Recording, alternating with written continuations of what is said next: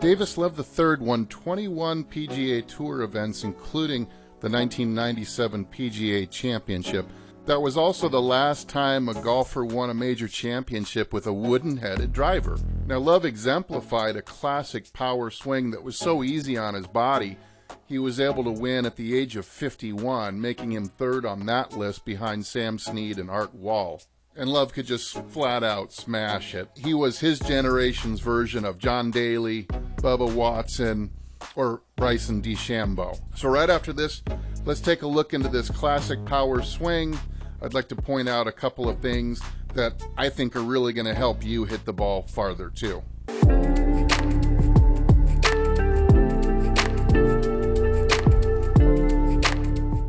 So Davis Love was known as having a more upright swing, similar to the swing you see now of Scotty Scheffler, but it certainly was right on plane. You'll see his planes matching up, as you'll see he's just below the shoulder halfway down, and then when he follows through, he's just below his shoulder on the follow through as well. So the planes match up, and this allowed him to be fairly accurate in addition to being long. Now, the basis of Davis Love's swing was his freewheeling throw from the top. And you see here in the follow-through how both wrists have kind of flung their energy, the right wrist going into a real flex position while the left wrist is going into an extended, or what you might call dorsiflex position. A lot of modern instructors would kind of call this a flip, but this is just a super great release that gave him all the speed. Now, he prepared for this throw with a super big wind-up, super complete wind-up. This actually reminds me of a Dustin Johnson. Look at the shoulder turn. It's a good 120 degrees.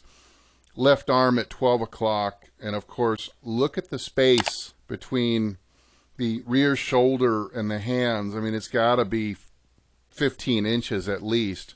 And this great wound-up energy really set him up for that big throw coming down. Now, zooming in on the legs and the hips, I found something that I didn't expect to see. Very surprising, but very familiar at the same time. Watch this yellow line I've drawn with the hip. And at first, you're going to see his hips wind up a little bit like Sam Snead, where the left leg comes towards the middle, left knee comes towards the middle, the left hip starts to wind. And his right hip, at first, stays inside the yellow line, but keep watching until the end, as he starts to post the hip up clearly, moving 2 or 3 inches across the yellow line and centering his pelvis more over his right instep, very similar to Mike Austin. So he's arrived with his legs in the letter K position, as I highly recommend you do, and he's not following the rule of keeping his right hip inside the yellow line, but he's instead letting his hips swing, kind of like a pendulum.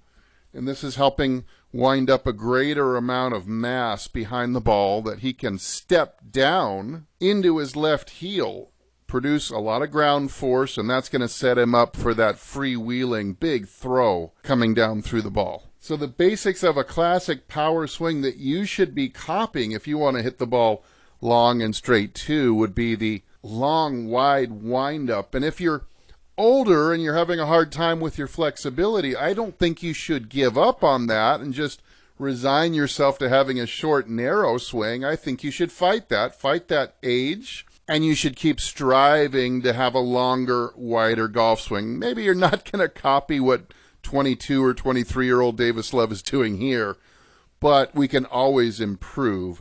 The other thing you can do is copy that hip action, that exaggerated weight shift that he's getting, because that makes speed so easy to attain that you won't feel like you have to swing hard in order to hit the ball way out there. And so subsequently, that swing is going to be fairly easy on your joints and your back, and it's going to enable you to play quality golf for a long time. Lastly, he just shows that the basis of a really great power swing is the free throwing action. Just like if you were in the park and you were going to try to throw the club helicopter style halfway across the park, you will be very free and wristy, not trying to delay the hit or use a delay to try to achieve forward shaft lean or wrist positions, but instead letting the proper sequencing of the pivot take care of all of that. So who knew that Davis Love would be almost a carbon copy swing of Mike Austin? All the same tenets, very easy to copy, great swing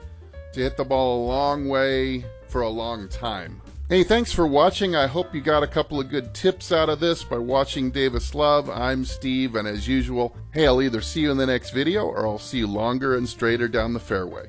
Everybody take good care.